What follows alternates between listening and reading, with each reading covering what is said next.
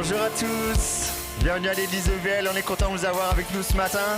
On est venu pour célébrer, on est venu pour adorer, pour louer. Je vous invite à taper des mains avec moi.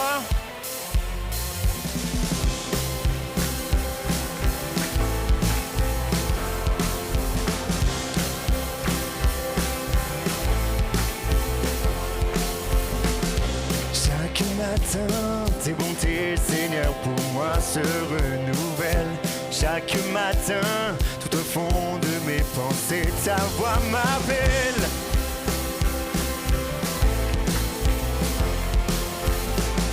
Chaque matin, par amour, tu viens pourvoir à mes besoins. Chaque matin, je choisis d'ouvrir mon cœur à l'Esprit Saint. Même dans l'épreuve, tu fais mettre en moi tes fleuves. Tu es mon Dieu, je veux te louer. C'est dans tes yeux que je veux puiser ma paix, ma force et ma sécurité. Oui, en tout temps, je te chanterai.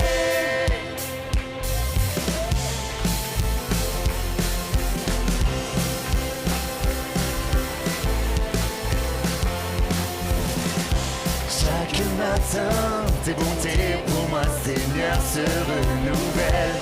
Chaque matin, tout au fond de mes pensées, ta voix m'appelle. Chaque matin, par amour, tu viens pourvoir à mes besoins. Chaque matin, choisis d'ouvrir mon cœur à l'Esprit Saint. Même dans l'épreuve, tu fais mettre en moi tes fleuves.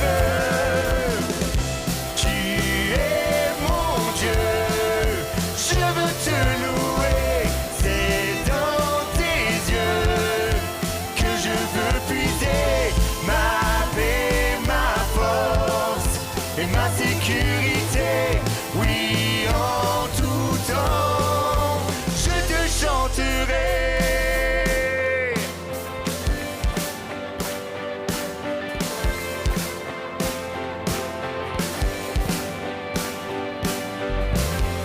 Dans le désert et la souffrance, dans le déshonneur et l'abondance, je sais que tu es là. Tu restes près de moi.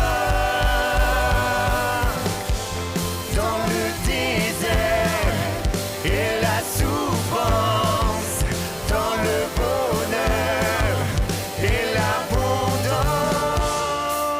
je sais que tu es là.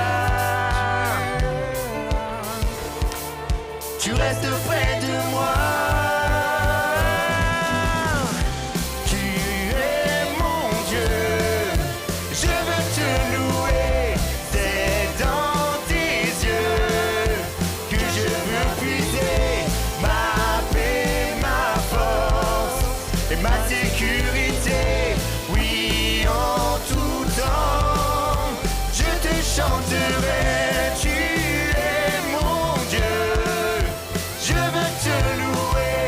C'est dans tes yeux que je veux puiser ma paix, ma force et ma sécurité. Oui, en tout temps, je te chanterai. Je te chanterai. Oh, je te chanterai. Oh, je te chanterai. Oh.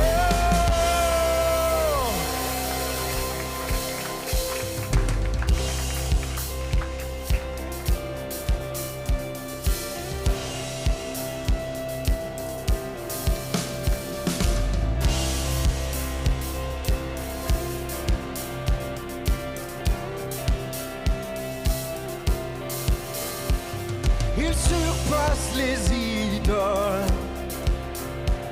Son règne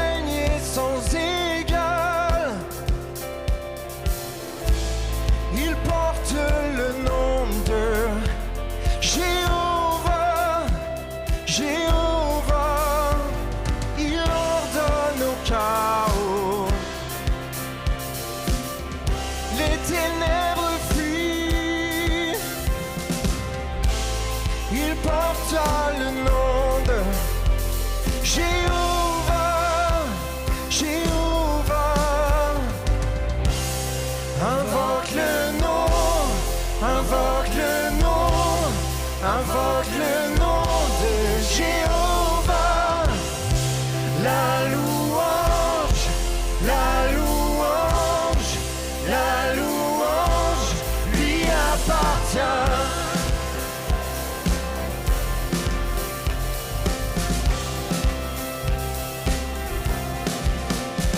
Ses ennemis font silence. Il combat pour son peuple.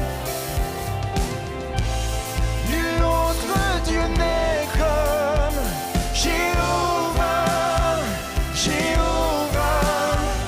Son bras ne faiblit pas. Ses yeux sont comme le feu. Nul autre Dieu n'est comme Jéhovah, Jéhovah.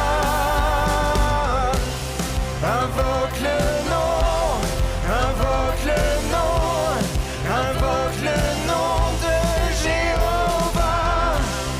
Oh, la louange, la louange, la louange lui appartient, la louange. Oh, invoque le nom, invoque le nom de Jéhovah. La louange, la louange, la louange lui appartient.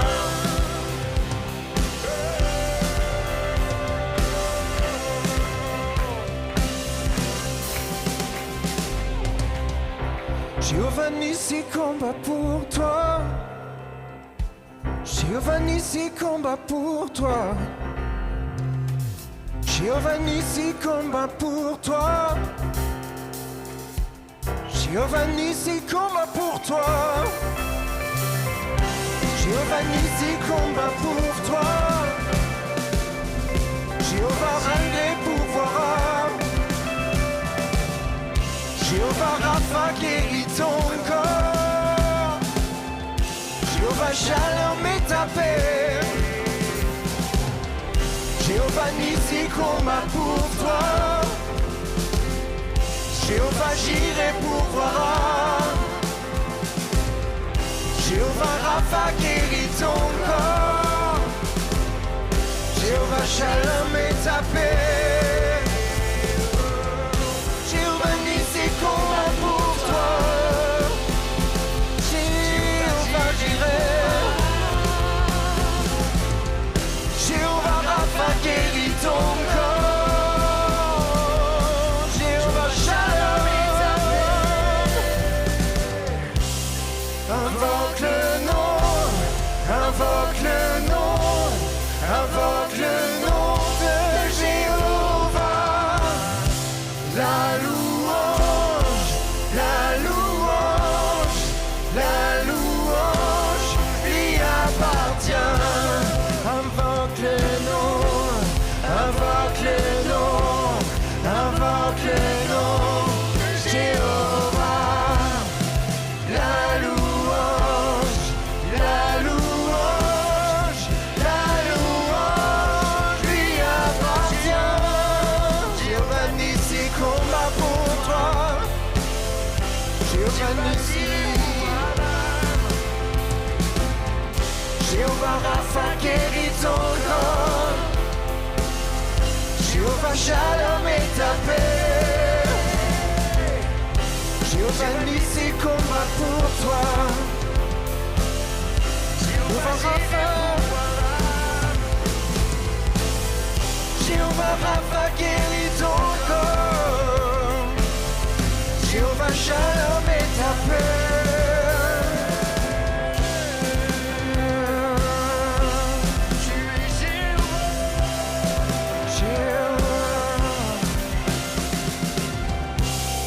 Invoque le nom de Jésus.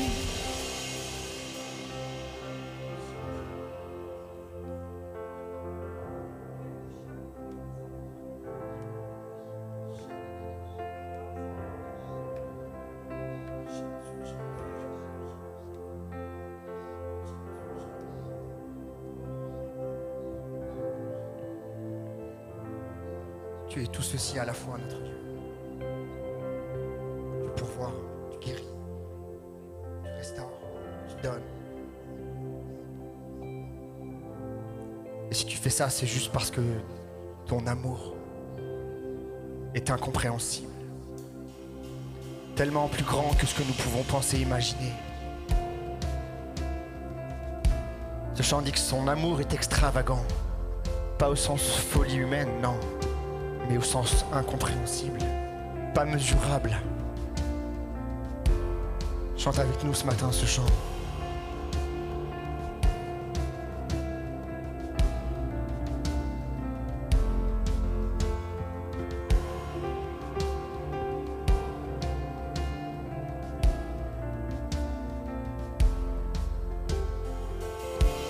Avant mes premiers mots, tu me connaissais déjà.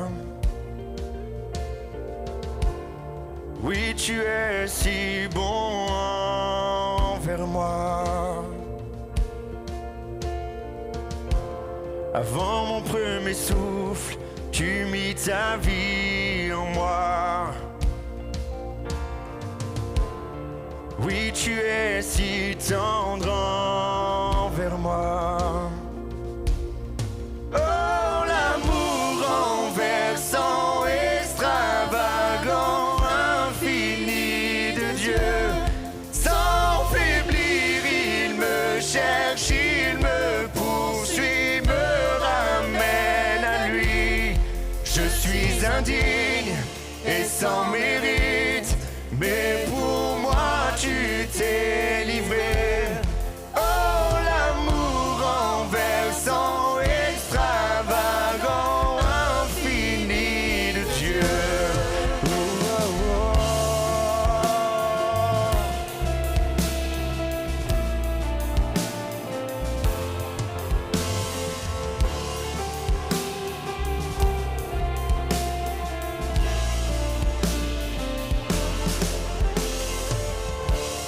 Je te rejetais, sans relâche tu m'aimais.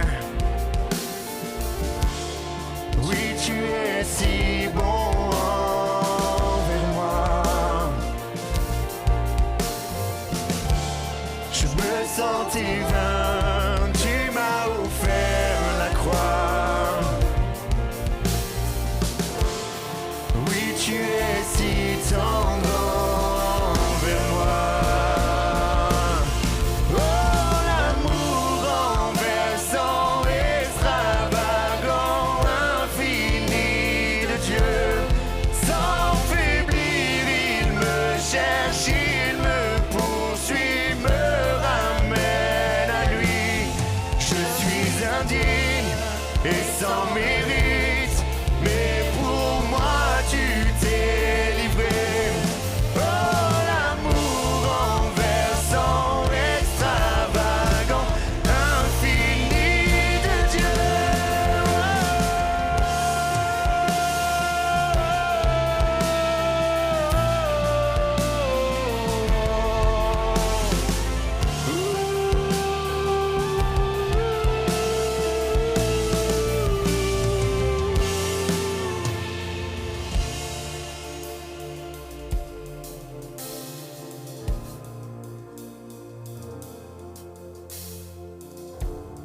Souvent dans la vie chrétienne, quand l'épreuve arrive, quand les difficultés sont là, on perd notre hardiesse, notre zèle. Le découragement s'installe et la volonté de louer, d'adorer s'efface.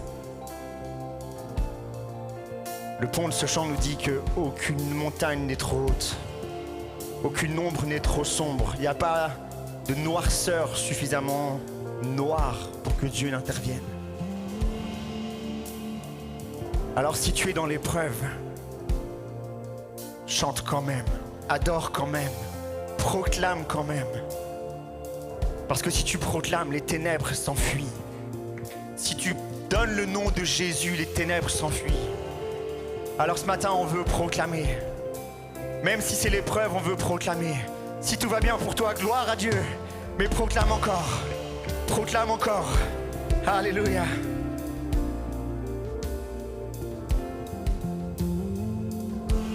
Qu'une ombre n'est trop sombre ni mon trop élevé pour que tu me cherches. Qu'un mur ne peut résister ni mensonge tenir, sans fin tu me cherches. Aucune ombre n'est trop sombre ni mon trop élevé pour que tu me cherches.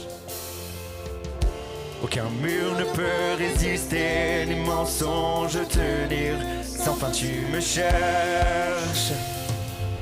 Aucune ombre n'est trop sombre ni mon trop élevé pour que tu me cherches.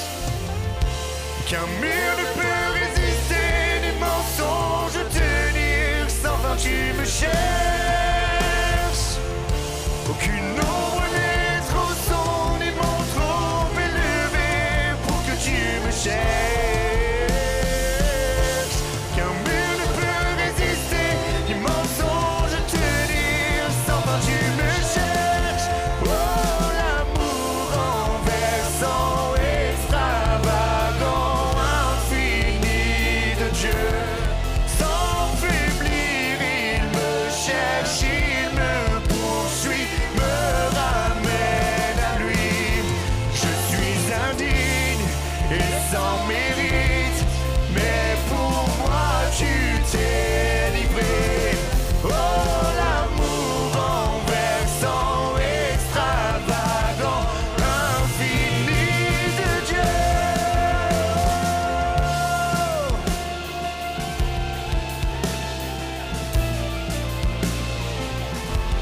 Son amour infini.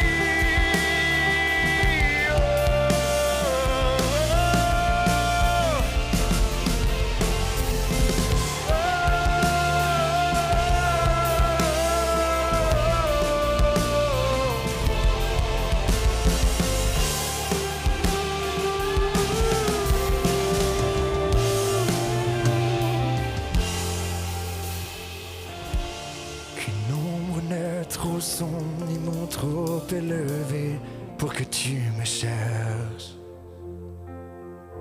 Qu'un mur ne peut s'écrouler, mensonge tenir, sans fin tu me cherches. Qu'une ombre n'est trop sombre ni mensonge élevé pour que tu me cherches. Qu'un mur ne peut résister ni mensonge tenir, sans fin tu me cherches. Oh, l'amour renversant, extravagant, infini de Dieu. Sans faiblir, tu me cherches, il me poursuit, me ramène à lui. Je suis indigne et sans mérite, mais pour moi tu t'es donné. Oh, l'amour renversant, extravagant, infini de Dieu.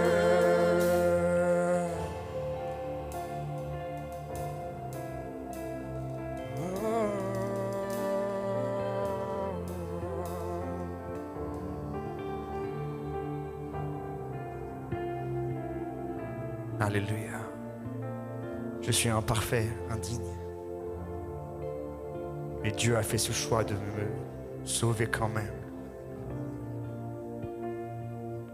Moi aussi je suis pécheur. Mais Dieu m'a purifié. Le sang de l'agneau à la croix.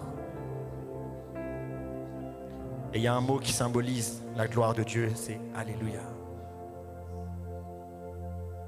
Ce matin, on veut célébrer notre roi des rois.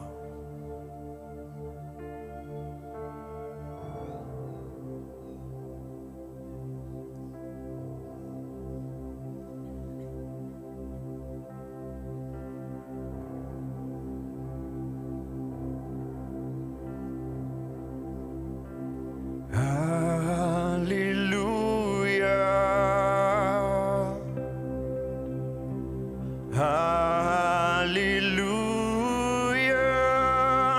le Seigneur Dieu Tout-Puissant règne.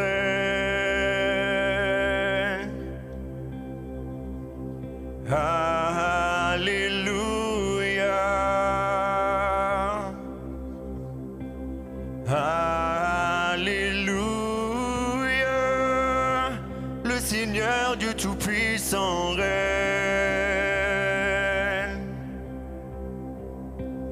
Alléluia, tu es saint, tu es saint, Dieu Tout-Puissant, éternel, digne est l'agneau, digne est l'agneau, tu es saint, tu es saint, Dieu Tout-Puissant, éternel, digne est l'agneau, digne est l'agneau, amen.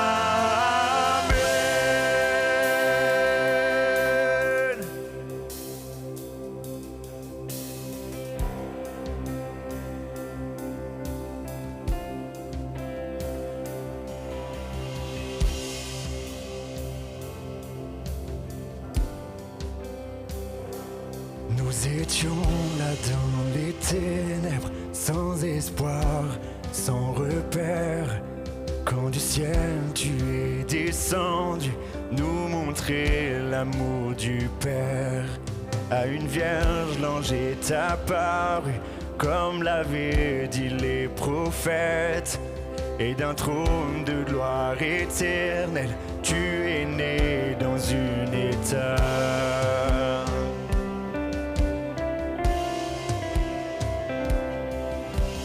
Louange au Père, gloire au Fils, béni soit le Saint-Esprit,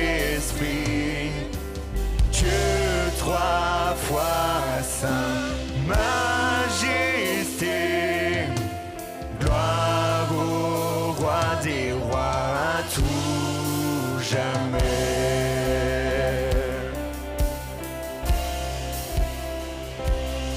Pour nous révéler ton royaume et reconstruire les perdus, pour acheter la création, tu n'as pas méprisé la croix.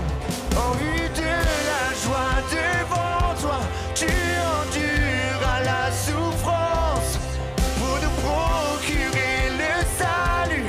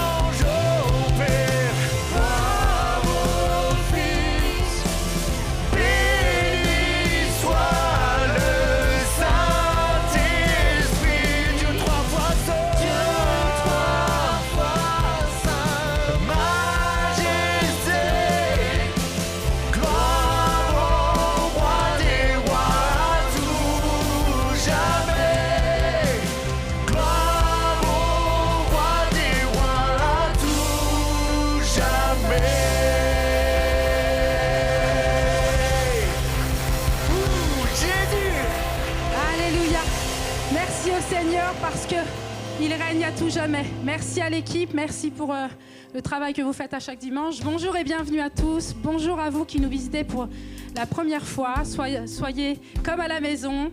En tout cas, vous êtes les bienvenus. Nous nous retrouvons chaque dimanche à 10h30 pour le culte. Le mercredi, les vaillants se retrouvent à 19h pour la prière. Si vous voulez, vous avez des sujets de prière, vous pouvez nous les remettre si vous êtes dans l'incapacité de venir. Si tu peux venir, ne te prive pas, c'est un moment à part, un moment dans la présence de Dieu où Dieu répond forcément. Le samedi 14 mars, les jeunes adultes se retrouvent pour une étude biblique à 18h30. Le dimanche 15 mars, les 12-17 se retrouvent toujours avec le thème de Solide dans ma foi et active dans ma vie à 10h30. Le samedi 28 mars, comme je vous le disais la semaine dernière, il y aura un rassemblement particulier pour femmes le samedi 28 de 10h à 17h à l'église de Marum. Inscription obligatoire, vous avez le QR code qui est ici pour l'inscription. C'est important. Il y aura l'oratrice Sandy Andrew qui était présente sur la conférence événementielle de l'année dernière. C'était vraiment bon et si tu as la possibilité de venir, vraiment, viens. D'ailleurs, à ce propos, la semaine dernière, je vous disais qu'il y aura une réunion de femmes le 14 mars. Donc, parce qu'il y a ce samedi 28 mars, on a décidé d'annuler pour pas que ça vous fasse un agenda trop chargé. Donc, il n'y aura pas de réunion de femmes le 14 mars, mais on se retrouve le 28 mars pour celles qui peuvent. Vraiment, j'insiste, mais c'est vraiment... Enfin, moi, j'ai vraiment aimé son intervention. Et il y aura aussi... alors, j'oublie son nom, mais... il y aura Azadeh Guggen aussi qui était présente à la conférence où c'était vraiment bon. Merci pour vos offrandes. Vous avez les bannettes comme à chaque dimanche sur le côté, sur le stage. Vous pouvez récupérer le RIB aussi auprès de moi-même ou de Manu. Et si vous n'avez pas tout suivi, restons connectés. Vous avez la vie de l'église sur le site de l'église. Vous avez Facebook et Insta pour suivre tout ce qui se passe dans l'église. Et vous avez, pour revivre les prédications, vous avez YouTube et toujours TikTok où il se passe des petits trucs rigolos. Je vais maintenant laisser la place à Mika qui va continuer sur la série Je te promets. Soyez bénis et bon culte.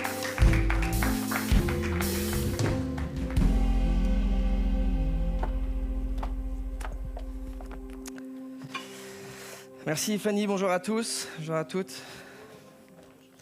C'était vraiment bon là, le temps de louange là. Merci Rico, merci l'équipe. Être dans la présence de Dieu, c'est bon. Ce que tu peux allumer un peu, merci Manu. Donc pour ceux qui ne me connaissent pas, je m'appelle Mika. Je le dis à chaque fois, mais ça ne changera pas. Effectivement, c'est mon prénom, ça ne changera pas. Michael, oui, tout à fait. Non, c'est Michael, oui. Donc pour ceux qui ne me connaissent pas, je m'appelle Mika, je suis responsable de la louange ici et des ados. Et j'ai le privilège donc de continuer cette série, Je te promets, et avec une des promesses que je crois on aime tous et qu'on préfère. C'est pas la présence, on a parlé de la présence de Dieu, on a parlé d'honorer Dieu. C'est la promesse de la provision divine. Dieu dit, je te promets ma provision. Et là, tous ceux en manque d'argent se disent génial. C'est une des promesses qui est la plus, qui est, comment dire, pour moi, une des plus importantes. Et juste, j'ai une question ce matin à vous poser. Imaginons que Dieu soit là présent, physiquement, parce qu'on croit que Dieu est présent par son esprit. Mais imaginez que Dieu soit présent là physiquement, que Dieu apparaisse devant nous physiquement, et qu'il pose à chacun et à chacune cette question, de quoi as-tu besoin ? C'est quoi ton besoin ce matin ? De quoi as-tu besoin ce matin ? Bon, déjà, je pense qu'on serait... Il faudrait juste le temps qu'on digère la présence de Dieu, mais si Dieu arrivait comme ça et se présentait et disait, de quoi as-tu besoin ce matin ?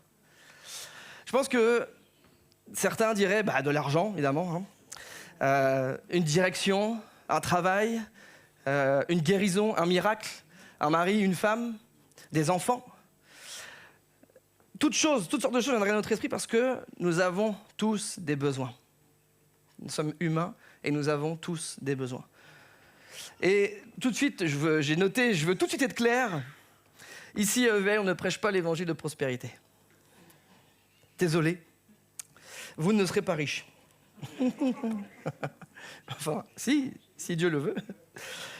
Mais ici, on ne prêche pas l'évangile de prospérité comme il peut être prêché ailleurs, on ne juge pas, mais en tout cas, EVL, on ne prêche pas l'évangile de prospérité que si tu viens à Jésus, tu vas être riche. Ça n'existe pas.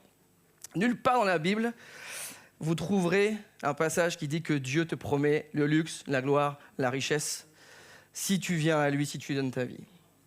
Mais plutôt, les difficultés, le rejet, l'épreuve. Alors c'est cool d'être chrétien au-delà de ça.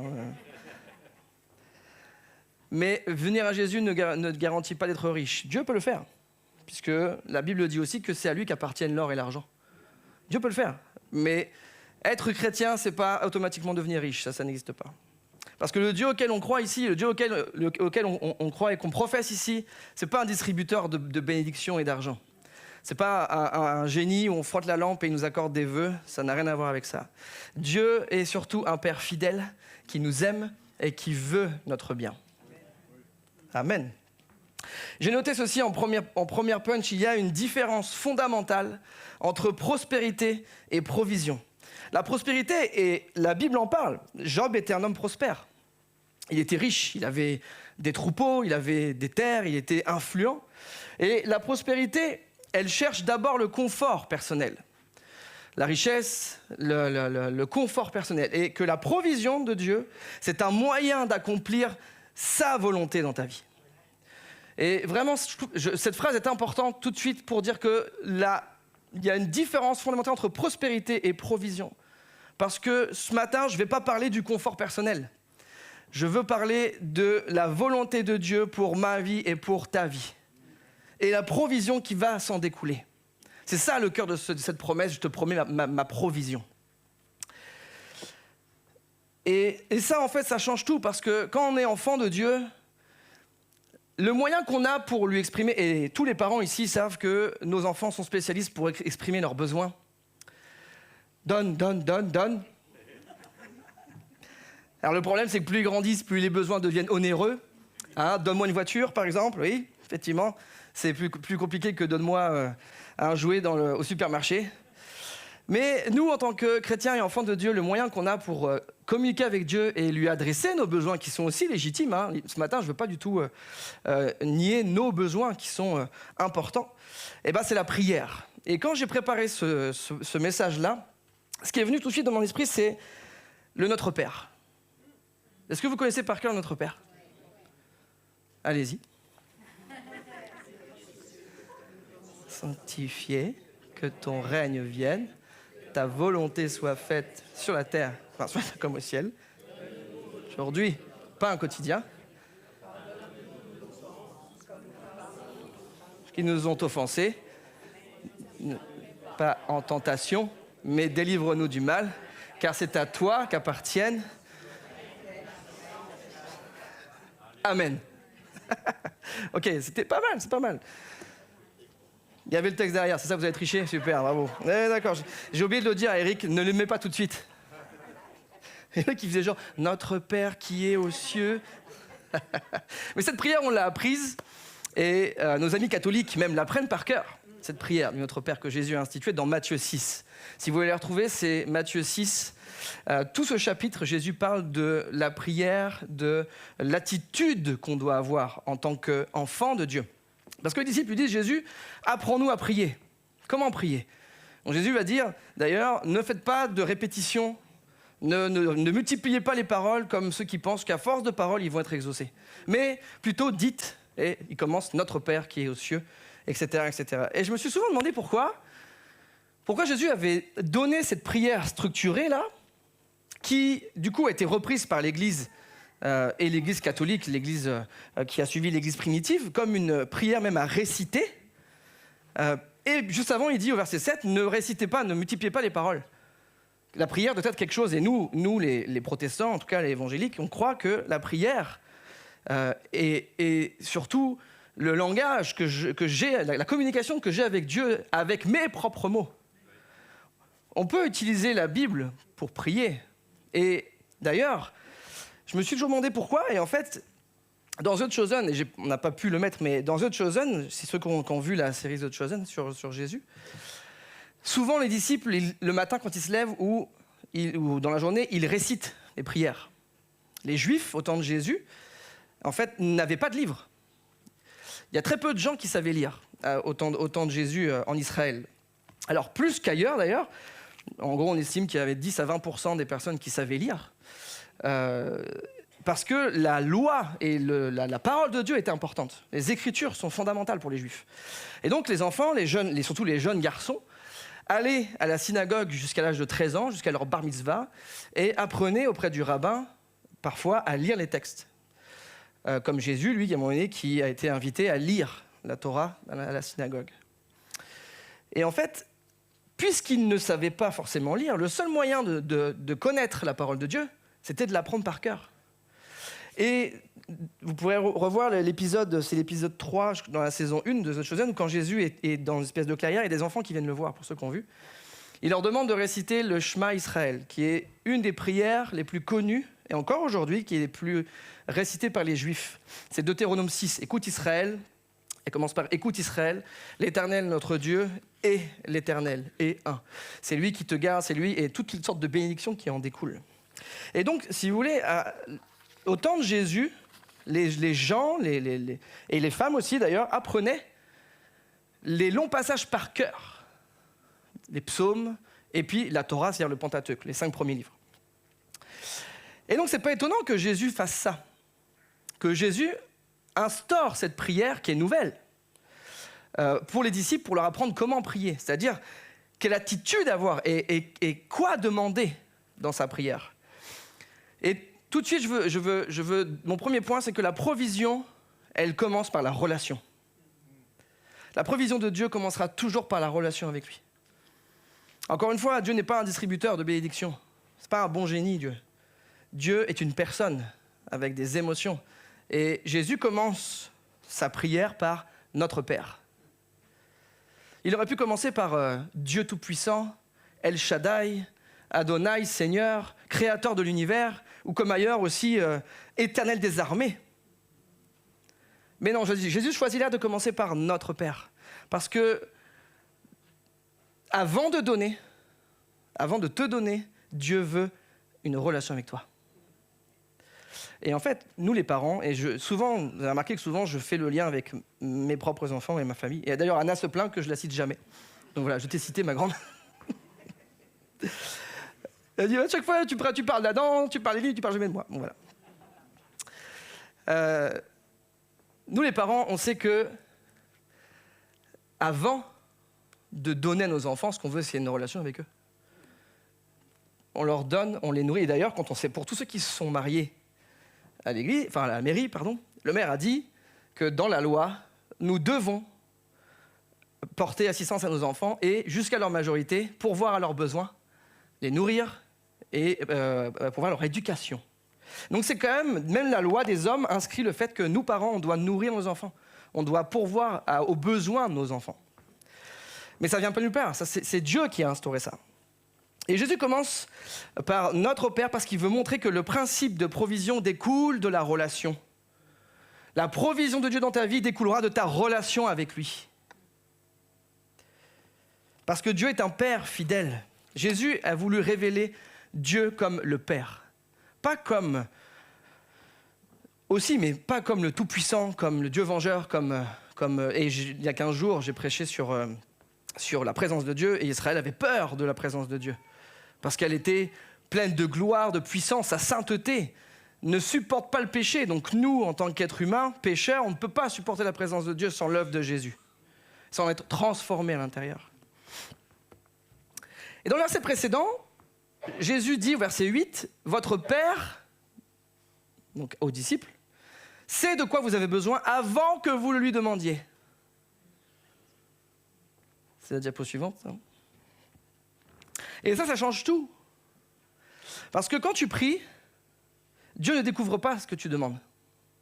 Quand on prie, Dieu n'est pas informé par notre demande. Dieu le sait déjà.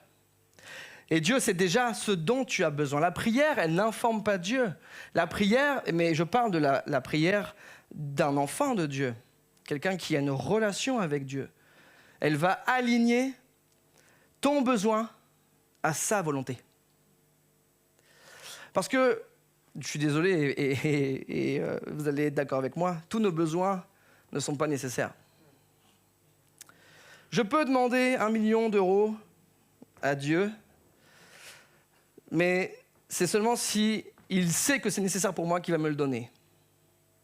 Vous avez déjà entendu, j'ai déjà entendu des histoires de prédicateurs qui... je me rappelle un rassemblement de jeunes, le prédicateur invité disait que il avait monté une association d'aide, comme on fait avec les maraudes, et il avait besoin d'un camion, comme nous on a un réfrigéré là. Et il a besoin de ça. Et en fait, une parole de Dieu lui a dit, demande quelque chose précisément. Et il a dit à Dieu, Seigneur, je te demande je sais plus quelle marque il avait demandé, mais une marque précise, de telle couleur, avec telle jante. Comme pour dire, ok, je mets Dieu à l'épreuve, et on va voir. Et en fait, quelqu'un est venu le voir quelque temps après en lui disant, je vous donne ce camion. Et le camion était cette marque de voiture, cette couleur, avec ces jantes. Parce que c'est Dieu. Parce que Dieu honore, comme Manu disait, celui qui l'honore, et répond à la prière qui est dans sa volonté. Puisque le camion n'était pas pour le pasteur, là, le prédicateur, il était pour bénir les autres. Et c'est ça le cœur du message avec la provision de Dieu. La provision de Dieu pour ta vie ne sera jamais pour toi seul. Que tu sois béni matériellement, financièrement, spirituellement, ce sera toujours pour que tu sois un canal pour les autres. Amen. La provision de Dieu, elle ne dépendra pas de notre insistance, à force de demander, mais elle dépendra toujours de la volonté de Dieu pour ta vie et pour ma vie. Le pasteur John Newton, qui était un capitaine de négriers qui a emmené les esclaves d'Afrique en Amérique, lors d'une tempête, a crié à Dieu, parce que son bateau allait chavirer. Et ce pasteur, c'est lui qui a écrit le chant Amazing Grace, un des chants les plus connus au monde, le plus chanté au monde.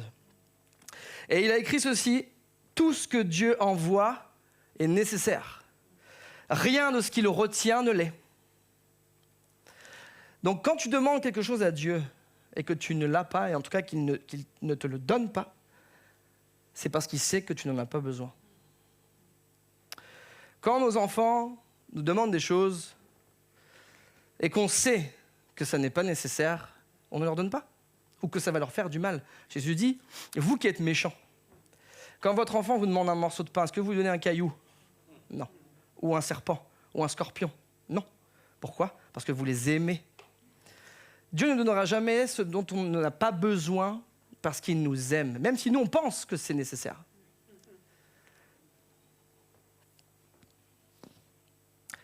Jésus dit dans sa prière, il commence par honorer Dieu et adorer Dieu. Ce matin, on a adoré Dieu, c'était vraiment bon. Et notre vie, notre prière doit toujours commencer par l'adoration, par reconnaître qui est Dieu dans nos vies. Notre Père qui est aux cieux, que ton nom soit sanctifié, que les hommes voient que dans ma vie, tu es sanctifié. Je te reconnais comme Dieu. Et après, Jésus dit, donne-nous le pain, etc., etc. Mais là, notre relation avec Dieu commence toujours par l'adoration, toujours par cette communion avec lui. Et quand Jésus dit, donne-nous aujourd'hui notre pain quotidien, d'ailleurs, il répète 2 fois le mot aujourd'hui et quotidien, en tout cas la notion que c'est journalier, c'est pas pour rien. Pour ceux qui connaissent la Bible, et là, dans la lecture de la Bible en 1 an, là, on est dans Exode, enfin moi je suis dans Exode, et il y a dans Exode 16, c'est le passage où les Israélites sont dans le désert, et comme d'habitude, ils râlent. Ça devait être des Normands, les Israélites. Et ils râlent, parce qu'ils ont faim, parce que c'est long, parce que c'est dur. Pas parce que c'est leur état de cœur qui fait, non, c'est pas eux, c'est parce que c'est Dieu qui les a emmenés là. Et donc ils disent à Moïse, c'était mieux en Égypte. Bien sûr, 450 ans d'esclavage, de mort, de souffrance, c'est mieux. Parce que ça, c'est l'être humain, on a une mémoire un peu sélective aussi, ça, c'est nous, ça. Et ils disent, on a faim. Et Dieu, dans sa grande bonté, va dire, d'accord, demain, je vous enverrai la manne, le pain va descendre du ciel. Littéralement, le pain va pleuvoir. Et c'est ce qui se passe. Mais Dieu dit quelque chose comme d'important. Il dit, par contre, vous n'en prendrez que journellement. Vous, les Israélites, ramasseront le pain, c'est quand même énorme. Le besoin, il est là. On a faim. C'est un besoin qui est naturel. Dieu fait un miracle, mais un miracle sous condition. Vous ne prendrez que ce qui est nécessaire pour la journée. Tous ceux qui ne le feront pas, ils verront ce que ça fait. Et effectivement, donc, comme d'habitude, certains prenaient plus en disant « je vais manquer ». Et la manne qui était en trop, qu'est-ce qu'elle faisait? Elle pourrissait. Sauf, Dieu disait, la seule nuance, c'était quand il y avait le sabbat, il devait prendre le double pour le sabbat. Parce qu'il n'avait pas le droit de travailler le jour du sabbat, en tout cas de ramasser. Et pourquoi Dieu fait ça? Pas simplement pour nourrir Israël. Dieu fait ça parce qu'il voulait leur enseigner 3 choses, pour moi en tout cas, à mon sens. Une, Dieu donne toujours assez. Deux, Dieu donne toujours au bon moment. Et 3, Dieu veut t'apprendre la dépendance. Pourquoi Dieu donnait quotidiennement? Parce qu'il voulait apprendre au peuple à dépendre de lui, à lui faire confiance. Être chrétien, c'est faire confiance à Dieu. Pour ma vie, pour ma famille, pour mes enfants, pour mon travail, pour mes relations, pour tout ce qui concerne ma vie. Parce que, effectivement, nos besoins physiques sont importants et on le sait, si on ne mange pas, on meurt. Hein. Donc, Dieu le sait et Jésus le dit que Dieu pourvoit chaque jour à nos besoins. Mais bien plus que les besoins matériels, il y a un besoin chez l'être humain, chez l'homme. Et la femme, c'est le besoin spirituel. Bien plus que nos besoins matériels de réussite, de travail, de nourriture, de provision, Dieu veut pourvoir à ta vie spirituelle. Et juste après le pain, Jésus parle de quoi? Ah, vous avez pu le verser, du coup c'est plus facile, là. Hein. Il parle du pardon. Le pardon des péchés. Pardonne-nous nos offenses, comme nous pardonnons à ceux qui nous ont offensés. Pardonne-nous nos péchés, c'est-à-dire notre désobéissance envers toi, comme, et là on va venir après, comme nous on pardonne à ceux qui nous ont fait du mal. C'est marrant parce que Jésus il lie les 2 choses. Parce que le besoin spirituel est plus important que le besoin matériel. Oui, on a besoin d'une voiture, oui, pour aller travailler, on a besoin de nourriture, on a besoin de vêtements, on a besoin d'un logement, oui, on est d'accord. Mais la provision suprême, c'est le pardon de nos péchés. Quelqu'un a besoin d'entendre ce matin que ce dont tu as le plus besoin, c'est que Dieu pardonne tes péchés. Pas d'avoir 1 million d'euros, mais que Dieu pardonne tes péchés. Et bien avant de pourvoir à mon confort, Dieu, et j'ai noté ça, Dieu a pourvu à mon salut. Bien avant de pourvoir à notre confort, Dieu a pourvu à notre salut. Est-ce que vous êtes d'accord avec ça? Est-ce qu'on peut acclamer Jésus pour l'œuvre de la croix? Amen. Parce que bien avant notre confort, Dieu avait pourvu notre salut. Alors que nous, on ne cherchait même pas. Nous, les gens de 2026, on ne cherchait même pas Dieu. Mais lui, de toute éternité, il avait prévu à notre salut. Amen. Et quand Jésus dit « pardonne-nous nos offenses », cette prière, je le rappelle, c'est quelque chose que les disciples devaient faire continuellement. Ça veut donc dire que Dieu a besoin de nous pardonner continuellement. Le pardon de nos péchés n'est pas seulement un événement passé. Et tous les chrétiens ici, je peux regarder n'importe qui, je suis sûr que n'importe qui, ceux qui appartiennent à Jésus savent le jour et l'heure à laquelle ils ont donné leur vie à Jésus. Moi, je me rappelle, c'est sous une tente, dans un camp de jeunes. Je me rappelle exactement où j'étais. Et je suis sûr que si je demande à chacun, vous savez exactement où vous étiez. Le jour où Dieu a pardonné vos péchés, où l'Esprit de Dieu est venu en vous et il y a cette paix qui est arrivée là. Ce poids qui est parti là. Ça, on ne peut jamais l'oublier quand on est chrétien. Mais c'était pas la finalité, ça. C'était le point de départ de notre vie, parce que la vie avec Jésus, la vie d'enfant de Dieu, c'est une marche continue, c'est une grâce continue. Nous sommes sauvés par grâce et nous marchons chaque jour dans le pardon de Dieu. Et c'est pour ça que quand le diable veut nous rappeler nos péchés passés, nous devons lui rappeler l'œuvre de la croix et la grâce de Jésus qui nous a pardonnés. Nous sommes pécheurs, Rico l'a dit tout à l'heure, mais nous sommes rachetés par grâce.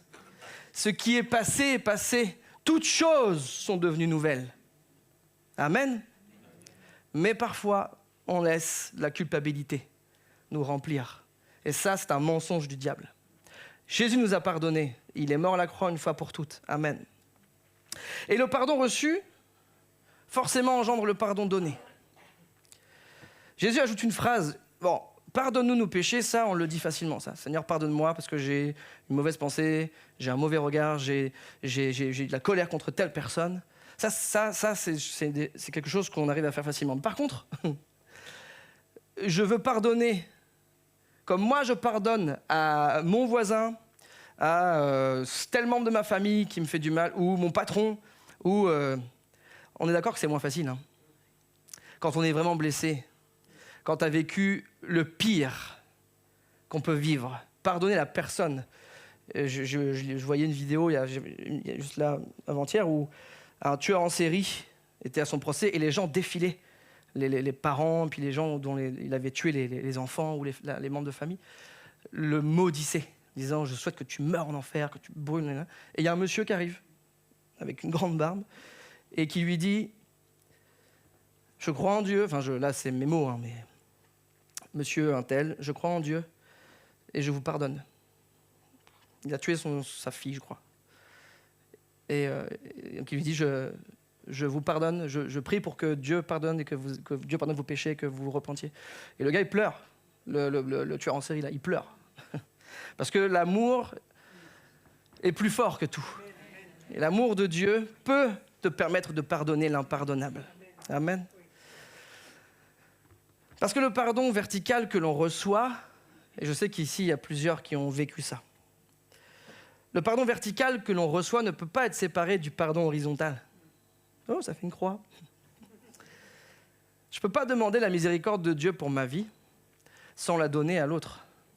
Et encore une fois, hein, ce que je dis là, et on le dit avec Manu et puis avec ceux qui prêchent, c'est très difficile parce qu'il faut se l'appliquer à soi-même. Hein. Et tout à l'heure, je disais encore, je priais encore les enseignants, je ne veux pas... Garde-moi de dire des choses fausses, des mauvaises choses, en tout cas des choses que moi je pense. Et priez pour nous aussi, pour les prédicateurs, pour Manu, pour que quand on parle et que quand on ouvre la Bible, et même le mercredi, ce qu'apporte, ce soit l'Esprit qui parle. Parce que c'est tellement une responsabilité. Parce que vous êtes là et je peux dire n'importe quoi, vous pourriez faire oui. Alors, vous êtes mature spirituellement. C'est ça l'Église. Parce que quand Paul prêchait d'ailleurs, c'est pour ça que les Bibles aussi, on a perdu un peu cette habitude là, parce qu'on a nos écrans, etc. Mais quand Paul prêchait, il y a une église, je crois que c'est à Béret, il me semble, ou les Éphésiens, je ne sais plus, qui, quand il prêchait, il lisait, pour voir s'il disait pas n'importe quoi. Paul quand même, hein. Bon, lui, il ne le connaissait pas. Mais quand Paul prêchait, cette église-là, les gens, ils regardaient pour être sûrs que ce qu'il disait, c'était bien ce que Dieu avait dit dans sa parole. Et ça, c'est important. Je fais une parenthèse. On ne peut pas demander la miséricorde de Dieu sur nos vies sans refuser, nous, de la pratiquer. Bien sûr que ce n'est pas facile. Il n'y a que l'Esprit de Dieu en toi qui peut te donner de pardonner, qui peut te permettre de pardonner. Jésus le dit au verset 14.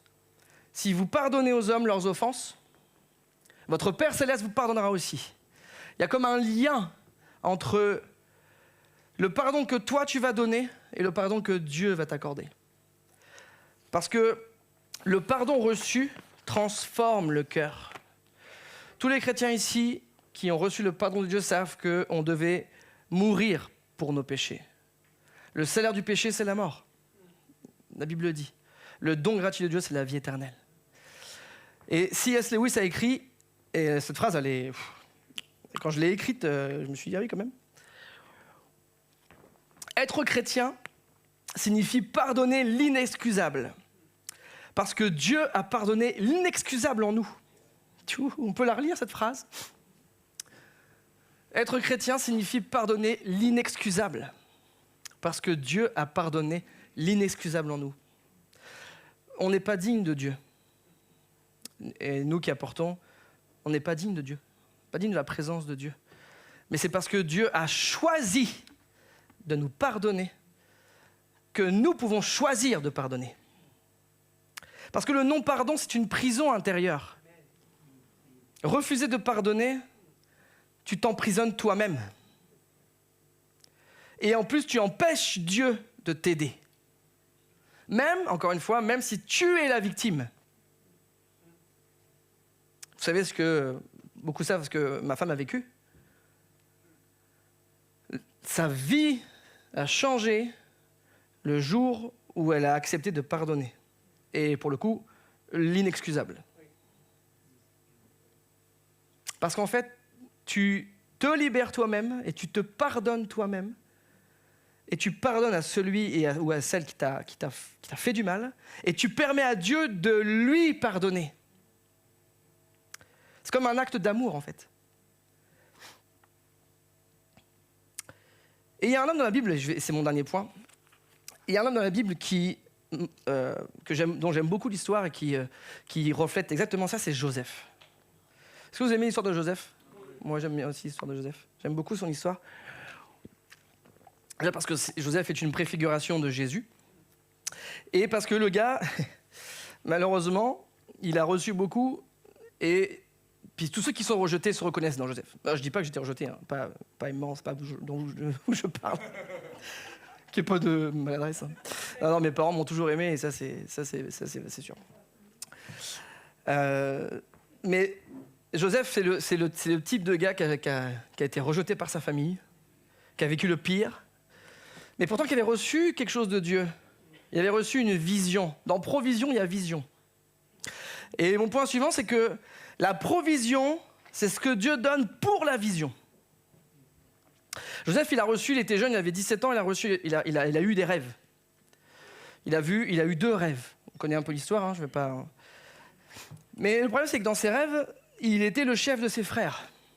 Ses frères avaient des gerbes, et les gerbes se prosternaient devant celles de Joseph. Alors, pour les jeunes qui sont là, si vous recevez des rêves comme ça, venez voir Manu d'abord pour en parler. Parce que le problème, c'est que Joseph, lui, naturellement, il en a parlé à ses frères. Ils disant, hé les gars, un jour, vous vous prosternerez devant moi. Pourquoi il ne sourit pas? Et deuxième rêve, les étoiles, le soleil, la lune et les étoiles, et 11 étoiles se prosternent devant Joseph. Alors, la première fois, il n'a pas compris, il redit le rêve. Mais ça c'est l'innocence de la jeunesse. Et le problème, c'est que ses frères commencent à le prendre en haine. Alors, de toute façon, le problème de base, c'est que c'était une famille recomposée. Et les mères entre elles, déjà, qui étaient sœurs, Rachel et Léa, se détestaient. Et donc, c'est normal aussi que les enfants se détestent. Hein. Quand on nourrit la haine se transmet. Bref.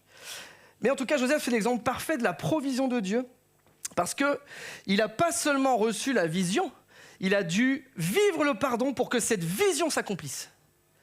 Tout ce qu'il a vécu, à partir des rêves qu'il a eus, jusqu'à l'accomplissement de la vision, ça n'a été que de l'épreuve. La difficulté de l'épreuve, parce que ses frères, du coup, comme ils le détestent, ils vont le vendre, ils vont faire croire à son père qu'il est mort, il va se retrouver esclave, vendu comme un esclave, jeune, très jeune, même pas la vingtaine. Il va être un esclave dans la maison d'un des hauts fonctionnaires d'Égypte, Potiphar, puis il va être accusé de viol, il va être mis en prison, il va aider en plus de quelqu'un, il va lui dire, c'est là où la Bible, la Bible pourrait être un scénario de film. Joseph dit à les chansons, souviens-toi de moi par contre quand tu seras rétabli, puisque les chansons a un rêve où il voit que le pharaon le rétablit. Il avait fait des bêtises et le pharaon l'a mis en prison. Et Joseph lui dit, toi tu vas être rétabli. Bon, le chef des boulangers, ça a été moins cool. Et il lui dit, souviens-toi de moi, juste. Et il y a ce petit verset qui est horrible, qui est terrible. Il l'oublia. 2 ans en prison. Il l'oublia. Par contre, si les gens t'oublient, ce matin, il y a une parole pour toi. Si les gens t'oublient, Dieu ne t'oublie jamais. Les gens avaient oublié Joseph, mais lui, Dieu n'avait jamais oublié et n'avait jamais oublié la vision. Et la provision a été là pour que la vision s'accomplisse. Avant même que Joseph ne soit dans la maison de Potiphar, ne vive tout ce qu'il a vécu, il a déjà dû faire face à une première tentation. Ne nous induis pas en tentation, ne nous laisse pas dans la tentation. Jésus dit ça dans cette prière. Tentation de l'amertume, de la haine envers ses frères. Il aurait pu devenir dur, hein. Et je pense qu'on peut le comprendre. Quand tu es rejeté par ta famille, par tes propres frères qui te vendent, qui en gros qui disent que tu n'appartiens pas à cette famille, toi le prétentieux là, la prétentieuse, et que tu te retrouves en esclavage jeune, il aurait pu nourrir de la haine envers ses frères, et même voire envers Dieu. Seigneur, tu m'as donné un appel, tu m'as appelé, tu me donnes une vision pour te servir, et voilà ce que je vis. Est-ce qu'on ne vit pas ça, nous? Est-ce que parfois dans nos vies, on ne vit pas ça? Je suis là, dans cette situation-là, et je vis ça. C'est où le plan de Dieu, là? La première provision que Dieu donne, c'est sa présence. La première provision que Dieu va te donner dans ta vie, c'est sa présence. Tous les jours. Le pain quotidien. Je suis le pain de vie. Jésus a dit, je suis le pain de vie. Dieu promet sa présence au jour le jour avec toi. Parce que la vision donnée par Dieu est toujours accompagnée d'une provision intérieure, j'ai noté ça. Alors qu'il est bien loin du palais, de ce que nous on sait à la fin de l'histoire, d'être le premier ministre de l'Égypte, d'être le sauveur de l'Égypte, Dieu d'abord lui donne la grâce de tenir.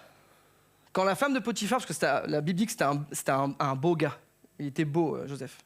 Il devait être musclé, beau, il allait à la salle sûrement. Ce que moi je fais pas. Et donc la femme de Potiphar, naturellement, c'est un esclave, hein, donc à cette époque-là, si la femme du chef, du maître disait « je veux coucher avec toi », il n'avait rien à dire. Il n'était rien. Mais lui, il dit « comment commettrais-je un si grand péché ?» Joseph avait la crainte de Dieu dans son cœur.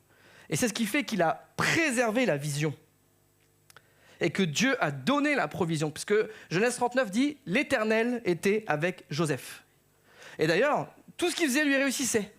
Puisque quand tu donnes ta vie à Dieu et quand tu es aligné avec Dieu, tout ce que tu fais réussit. La provision matérielle est là aussi. Puisque Potiphar était béni et même le chef de la prison était béni. Alors que Joseph était dans la pire situation. Donc même dans une situation difficile, tu peux être un canal de bénédiction pour les autres.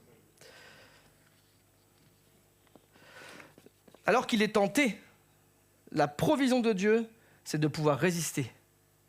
C'est de pouvoir résister au compromis, de coucher avec la femme de Potiphar. C'était un jeune, hein, le gars, il avait la vingtaine. Hein. Il aurait très bien pu dire d'accord, puisqu'il était tout seul, abandonné de tous. Pourtant, Dieu était avec lui. Et c'est ce qui fait qu'il a pu tenir bon. Amen.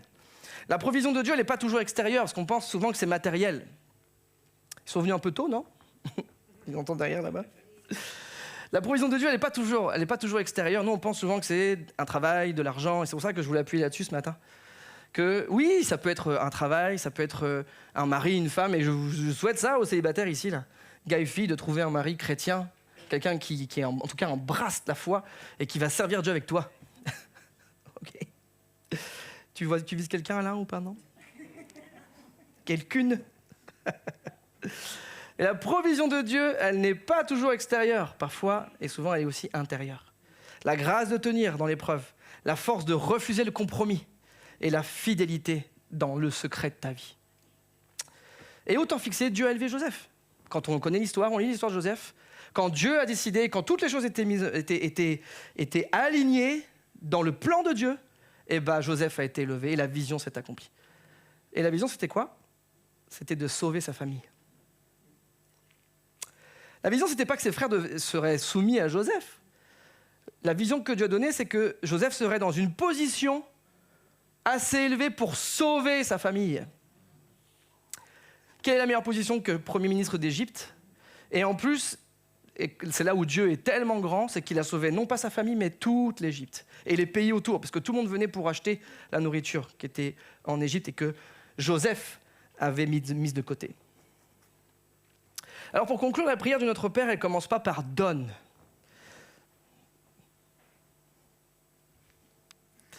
La prière de notre Père, elle ne commence pas par « donne », mais elle commence par « Père ». Hey. Pourtant, c'était écrit, le piano commence à jouer la bénédiction. Parce que Jésus ne veut nous faire comprendre que ce ne sont pas nos besoins qui sont prioritaire. Ce qui est prioritaire dans ta vie, c'est le règne et la gloire de Dieu. Ce qui est prioritaire dans ma vie, c'est le règne et la gloire de Dieu. C'est que Dieu soit Seigneur, que Jésus soit le Seigneur de ma vie. Et ainsi, comme Paul le dit dans 2 Corinthiens 9, verset 8, il a le pouvoir de vous combler de toutes sortes de bienfaits. Ainsi, vous aurez en tout temps et en toutes choses tout ce dont vous avez besoin. Et il restera encore du superflu pour toutes sortes d'œuvres bonnes. Paul ne dit pas simplement Dieu donne, parce que oui, Dieu peut donner, Dieu veut donner. Il dit Dieu a le pouvoir de te combler. C'est encore plus fort que ça.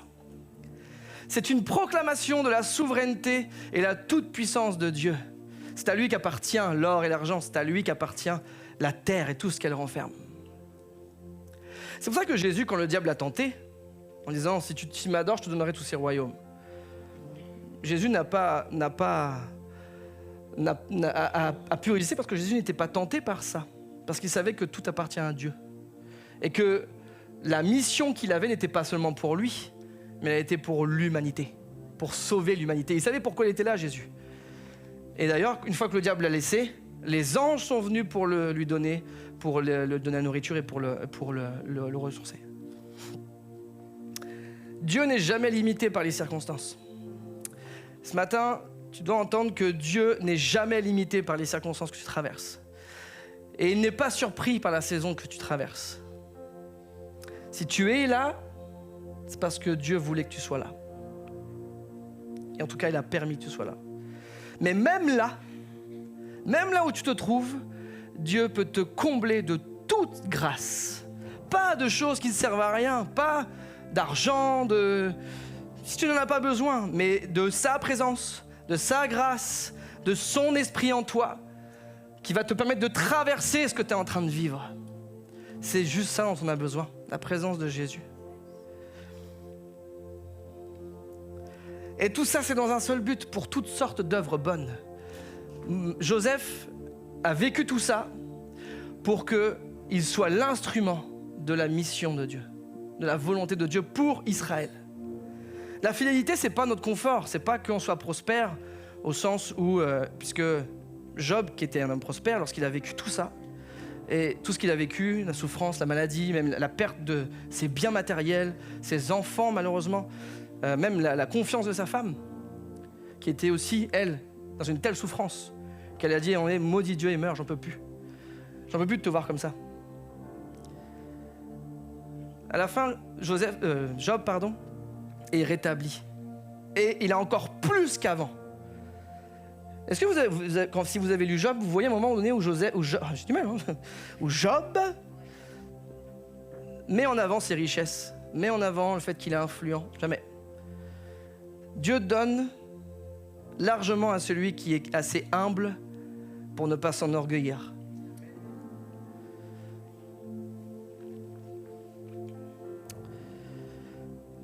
Mais la vraie question ce matin, et la question que je veux poser à quelqu'un, et je finis là, c'est pas est-ce que Dieu va pourvoir. Ça c'est la peur de l'inconnu qui nous fait dire ça. La vraie question c'est est-ce que je veux que ta volonté soit faite plutôt que ma volonté. Ça vous rappelle pas quelqu'un ça? Que ce ne soit pas ma volonté qui soit faite, mais celle de Dieu. Est-ce que vous vous rappelez qui a dit ça? Jésus a dit ça à Gethsémane. Alors qu'il était tout proche de la croix, que Judas et les envoyés des sacrificateurs arrivaient, Jésus il dit à un moment donné, Père, si cette coupe, c'est-à-dire il savait ce qui allait arriver là, la mort atroce de la croix, parce qu'effectivement nous on ne se rend pas compte de ce que c'est que la croix, la torture qu'était la croix, la couronne d'épines, le fouet, l'asphyxie de la croix. C'était tellement une torture odieuse qu'il devait briser les jambes. Ça durait tellement longtemps qu'il devait briser les jambes des crucifiés pour qu'ils meurent. Il pouvait rester des jours entiers à souffrir et à agoniser. Alors Jésus sait qu'il va vivre ça, mais il sait aussi pourquoi il va vivre ça. Il dit non pas ma volonté, mais la tienne. Je veux dire à quelqu'un ce matin, si Jésus a pu dire ça, alors qu'il était pleinement homme, tu peux aussi dire ça. Alors est-ce que quelqu'un ce matin, et c'est pas un appel, je ne vais pas faire un appel à venir sur le devant, en tout cas je laisse Dieu conduire, mais est-ce qu'on peut fermer les yeux et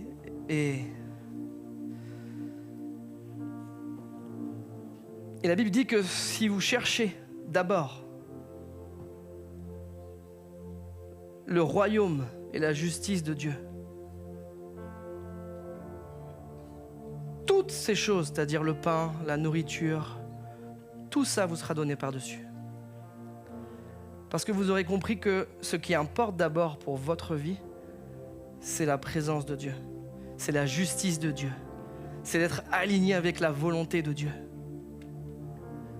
Dieu veut te bénir, mon ami. Mais par-dessus tout, Dieu veut une relation avec toi. Alors ce matin, juste...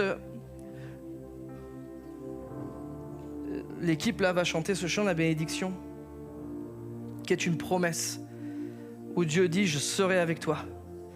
Je serai là chaque jour, je vais te donner, je vais bénir tes enfants et les enfants de tes enfants. Ça, c'est ma prière avec Hello. Seigneur, bénis nos enfants. On veut qu'ils t'appartiennent. Aide-nous à être de bons modèles pour eux. Pour que ce qu'ils entendent le dimanche, ils le voient aussi la semaine à la maison. Si quelqu'un ce matin a vraiment dans son cœur